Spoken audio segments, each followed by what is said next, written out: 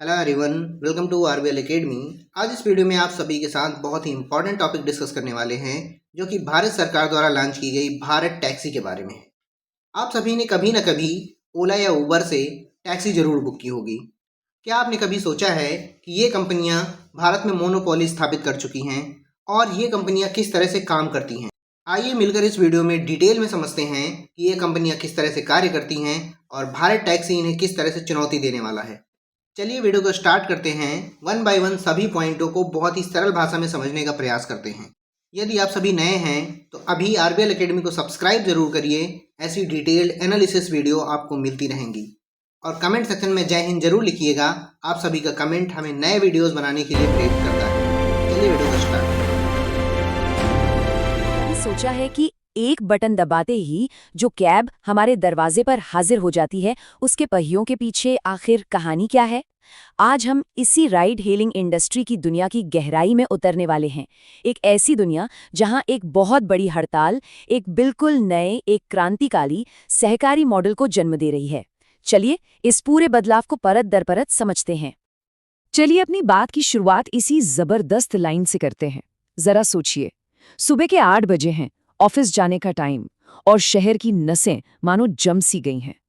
ये सिर्फ 7 फरवरी को हुई ओला, उबर और रैपिडो की स्ट्राइक की एक तस्वीर भर नहीं है, बल्कि ये उस बड़े संकट की कहानी है जो काफी लंबे समय से अंदर ही अंदर पनप रहा था। तो सवाल उठता है कि सड़कों पर आखिर ये संकट है क्या? देखिए, ये कहानी सिर्फ कुछ नाराज ड्राइवरों की हड़ताल की नहीं है। ये तो बस एक लक्षण है, एक ऐसी बीमारी का जिसकी जड़ें बहुत गहरी हैं, एक पूरी की पूरी व्यवस्था जो आप चरमरा रही है। चलिए इस संकट की जड़ तक पहुंचते हैं। कई सालों से हम देख रहे हैं कि शहरों में आने जाने के लिए 2 बड़ी कंपनियों का ही दबदबा रहा है, ओला और उबर। जब ये कंपनियां आईं तो उन्होंने ड्राइवरों को बेहतर कमाई और अपनी मर्जी से काम करने की आज़ादी का एक सपना दिखाया। लेकिन धीरे धीरे ये वादा, ये सोशल कॉन्ट्रैक्ट कह लीजिए, ये पूरी तरह से टूट गया। चलिए अब जरा समझते हैं कि ड्राइवर्स की असल तकलीफें हैं क्या। और यकीन मानिए, ये लड़ाई सिर्फ पैसों की नहीं है। ये लड़ाई अपने काम की गरिमा यानी डिग्निटी और अपने भविष्य को बचाने की भी है। इस पूरी सिचुएशन को समझने के लिए ना, एक कॉन्सेप्ट को समझना बहुत जरूरी है, डिजिटल फ्यूडलिज्म। ये एक बहुत ही पावरफुल आइडिया है। कल्पना कीजिए, क्या आपका बॉस कोई इंसान नहीं है, बल्कि एक अदृश्य कोड, एक एल्गोरिदम है जो आपके काम के हर छोटे बड़े पहलू को कंट्रोल करता है। आज इन ड्राइवरों के लिए यही एक कड़वी हकीकत है। ड्राइवरों की 4 सबसे बड़ी शिकायतें हैं। पहली, फ्लो प्राइस का ना होना। इसका मतलब ये है कि कभी-कभी एक छोटी सी राइड का किराया एक कप चाय से भी कम होता है, सोचिए। दूसरी, कमीशन का ब्लैक होल। ये प्लेटफॉर्म्स 30% तक का भारी भरकम कमीशन काट लेते हैं, जबकि गाड़ी, पेट्रोल, मेंटेनेंस सारा जोखिम ड्राइवर का होता है। तीसरी और सबसे डरावनी चीज है एल्गोरिदम की तानाशाही। बिना कोई कारण बताए, बिना कोई सुनवाई का मौका दिए उनकी आईडी सस्पेंड कर दी जाती है। और चौथा, फ्लेक्सिबिलिटी का धोखा। ड्राइवरों को पार्टनर तो बड़े शान से कहा जाता है, पर उन्हें कर्मचारियों वाले कोई फायदे नहीं मिलते, ना कोई सोशल सिक्योरिटी, ना पीएफ और ना ही कोई इंश्योरेंस। लेकिन कहते हैं ना, हर अंधेरी रात के बाद सुबह होती है। तो अब इस अंधेरे में एक उम्मीद की किरण दिखाई दे रही है। मैदान में एक नया खिलाड़ी उतर रहा है, भारत टैक्सी।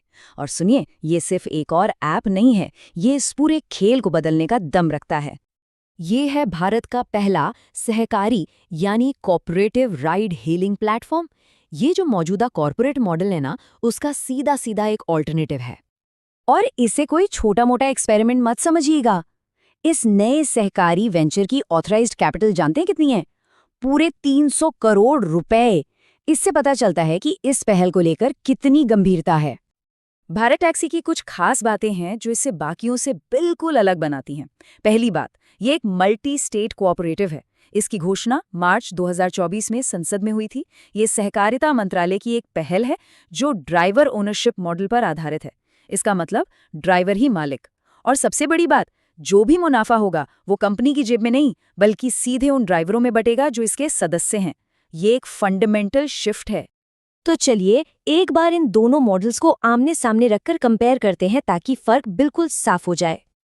आइए इन दोनों मॉडलों के फर्क को समझते हैं। देखिए, प्लेटफॉर्म मॉडल में मालिक कौन? कंपनी और उसके इन्वेस्टर्स। लेकिन कोऑपरेटिव मॉडल में ड्राइवर खुद मालिक हैं, सदस्य हैं। प्लेटफॉर्म मॉडल में सारा का सारा प्रॉफिट कंपनी को जाता है, जबकि कोऑपरेटिव मॉडल में ये सदस्यों के बीच बंटता है। जहां ओला उबर में ड्राइवर एक पार्टनर या कॉन्ट्रैक्टर बनकर रह जाता है, वहीं भारत टैक्सी में वो एक मालिक और सदस्य है। और सबसे बड़ा अंतर है लक्ष्य का। प्लेटफॉर्म मॉडल का एक ही लक्ष्य है, इन्वेस्टर्स के लिए ग्रोथ, जबकि कोऑपरेटिव मॉडल का मुख्य लक्ष्य अपने सदस्यों का कल्याण है।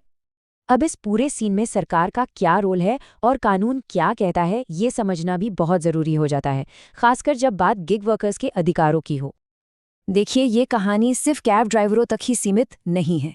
भारत में आज लगभग 8 करोड़ गिग वर्कर्स हैं। 8 करोड़, ये आंकड़ा कई देशों की पूरी आबादी से भी ज्यादा है। ये लोग हमारी इकोनॉमी की रीढ़ की हड्डी हैं और इसीलिए इनके अधिकार इतने ज्यादा मायने रखते हैं। और यहीं पर एक बहुत ही ज़रूरी बात आती है जो एग्ज़ाम के लिहाज से भी इम्पॉर्टेंट है। इनके लिए कानून है सामाजिक सुरक्षा संहिता 2020। पर दिक्कत यह है कि ये कानून कागज़ पर तो है, लेकिन ज़मीन पर अभी तक पूरी तरह से लागू नहीं हो पाया है। पॉलिसी बनाने और उसे असल में लागू करने के बीच का ये गैप ही सबसे बड़ी चुनौती है। तो हमने काफ़ी कुछ समझा। चलिए अब फटाफट से उन मेन पॉइंट्स को रिवाइज कर लेते हैं जो याद रखने हैं। और आखिर में एक बड़ा सवाल जिस पर सोचने की जरूरत है। एग्जाम के लिए ये पॉइंट्स जरूर याद रखिएगा। हड़ताल हुई 7 फरवरी को। मेन कॉन्सेप्ट्स हैं डिजिटल फ्यूडलिज्म, फ्लोर प्राइस और एल्गोरिदम मैनेजमेंट। कमीशन रेट कितना है? 30% तक। नया विकल्प क्या है? भारत टैक्सी, जो एक कोऑपरेटिव मॉडल है। भारत में गिग वर्कर्स की संख्या लगभग 8 करोड़ और सबसे महत्वपूर्ण कानून सामाजिक सुरक्षा संहिता 2020। और ये सब हमें एक बहुत बड़े, बहुत ही जरूरी सवाल पर लाकर खड़ा कर देता है। क्या एक एल्गोरिदम को, एक कोड को इंसानी चेहरा दिया जाना चाहिए? जैसे जैसे टेक्नोलॉजी हमारी जिंदगी का हिस्सा बन रही है, हमें ये तय करना ही होगा कि तरक्की और इंसानियत के बीच का बैलेंस कैसे बनाया जाए। हमारा आने वाला कल शायद इसी सवाल के जवाब पर टिका है। सोचिएगा जरूर। दोस्तों, मैं उम्मीद करता हूँ भारत टैक्सी और प्राइवेट कंपनियों के बीच में क्या चल रहा है आप सभी को बहुत ही सरल और डिटेल में समझ में आया होगा। आप सभी भारत टैक्सी के बारे में क्या सोचते हैं, हमें कमेंट सेक्शन में ज़रूर बताइएगा। यदि आप सभी को वीडियो पसंद आई है तो लाइक करिएगा, चैनल को सब्सक्राइब जरूर करिए ऐसी डिटेल एनालिसिस वीडियो के लिए। मिलते हैं नेक्स्ट अपडेटेड वीडियो के साथ। वीडियो में बने रहने के लिए आप सभी का बहुत बहुत धन्यवाद।